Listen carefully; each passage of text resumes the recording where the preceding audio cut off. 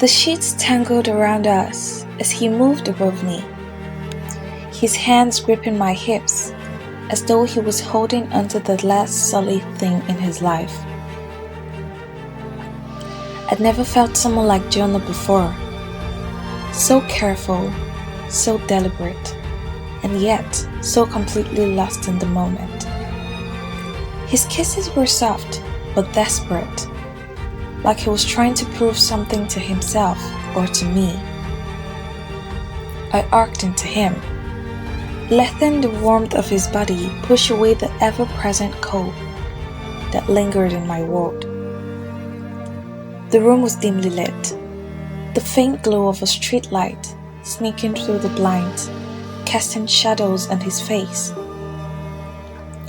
His blue eyes locked onto mine, searching for something I couldn't name, and for a brief second, I felt exposed in a way I hadn't in years.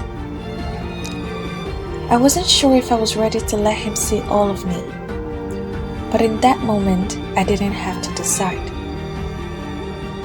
I pulled him closer, letting the rhythm between us drown out everything else. The pain, the past, the uncertainty of what tomorrow might bring. Jonah's movement slowed, his touch growing gentler as his lips trailed across my collarbone, leaving a path of warmth that seemed to seep into my very core. His hands explored my body with a reverence that felt almost worshipful, as though he was afraid I might slip away if he didn't hold on tightly enough.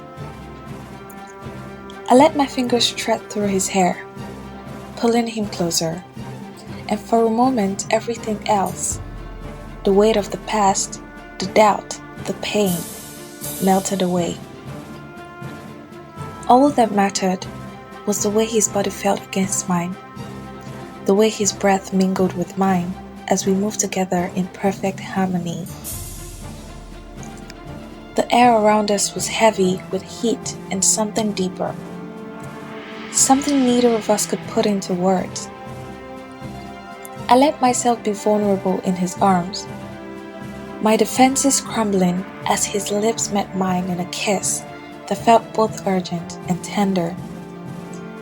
I matched his rhythm, my heart pounding in time with his, and as the world outside faded into the background, I felt a strange sense of peace, a fleeting but powerful assurance that this, whatever it was real. Jonah wasn't trying to fix me, and I wasn't trying to save him. We were just two broken people finding solace in each other. When we finally fell back into the pillows, our breathing still uneven, he reached for my hand and laced his fingers with mine. I stared at the ceiling, my chest rising and falling as the reality of what just happened began to sink in.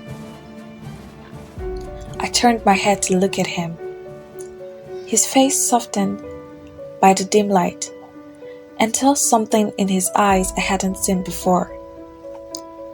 Hope, maybe, or a quiet acceptance of who I was. I didn't know where this would lead or how long it would last, but for now, it was enough. For the first time in years, I didn't feel so alone. I was Nora Bennett, a waitress from the wrong side of town, and he was Jonah Carter, a man who didn't belong in my world. But tonight, none of that mattered. I met Jonah at a diner where I'd worked for the past 20 years.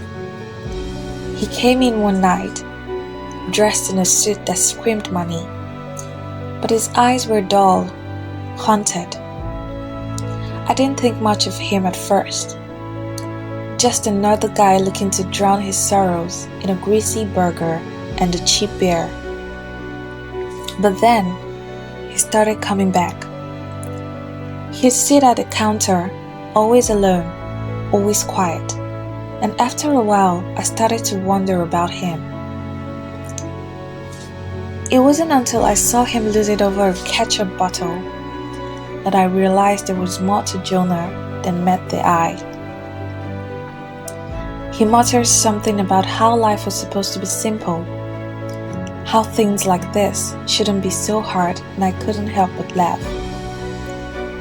That was the first time he really looked at me, and for the first time in years, I felt seen. We started talking after that. Long conversations about nothing and everything.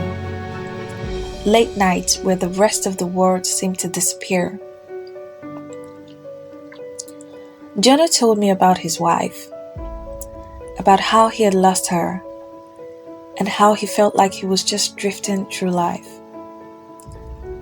I told him about my exes, my mistakes, and the weight of a life that never quite turned out the way I'd hoped. Somewhere along the way, those conversations turned into something more, something neither of us expected. 5 days later, he came to my place, my tiny cluttered apartment that had never felt like home until now.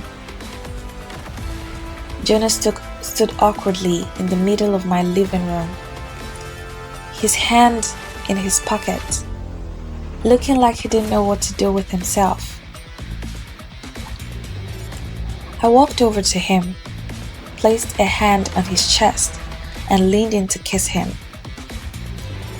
He froze for a moment, then melted into me, his arms wrapping around my waist, as though he was afraid I'd disappear. He pulled me to the couch, his hand sliding under my shirt as he kissed me deeply. I could feel his tension, the weight he carried, and I wanted to take it all away, even if just for a little while. His touch was slow and deliberate, his lips moving across my skin with a tenderness that left me breathless. Jonah's hands moved with a reverence that made my breath hitch, tracing the curves of my body as though I was something fragile yet desperately desired. His lips followed the path of his hand, leaving a trail of warmth along my collarbone and down my arm. His kisses soft but filled with an intensity that sent shivers through me. I leaned back against the cushions, pulling him closer, my fingers tangling in his hair as I surrendered to the moment. The world outside my cluttered apartment faded into nothingness. There was only Jonah, his touch, and the quiet rhythm of our bodies finding their own language. His weight pressed against me as he shifted, his eyes meeting mine with a vulnerability that made my chest tighten. It wasn't just lust, it was a silent plea, a need for connection that I understood all too well. I ran my fingers down his back, pulling him closer, until there was no space left between us. As his movements grew more urgent, I wrapped my arms around him, anchoring him to me, as though I could somehow hold together the pieces of us that had been broken for so long. When it was over, we lay tangled together, the hum of the city beyond the window a distant melody to our quiet breaths. Jonah's head rested against my shoulder. His arm draped protectively across my waist, as though even in sleep, he couldn't bear to let me go. I stared at the ceiling, my hand idly tracing circles on his back, and for the first time in years, my tiny apartment felt warm, alive, and safe. In that moment, I let myself believe that maybe, just maybe, this could be the home I had been searching for all along. We stayed there for hours, lost in each other, until the lines between us blurred and I couldn't tell where he ended and I began. For the first time in years, I felt like maybe I wasn't as alone as I thought. Jonah wasn't perfect.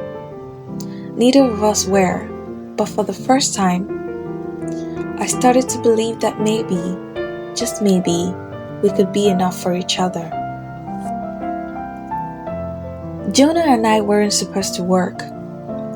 We came from different worlds, different lives, and the people around us never let us forget it. But when I looked at him, I didn't see the gaps between us. I saw a man who had lost as much as I had, who carried his pain as quietly as I did, and who made me feel alive in a way I hadn't in years. Our love wasn't easy, and it wasn't pretty, but it was real, and for me, that was enough.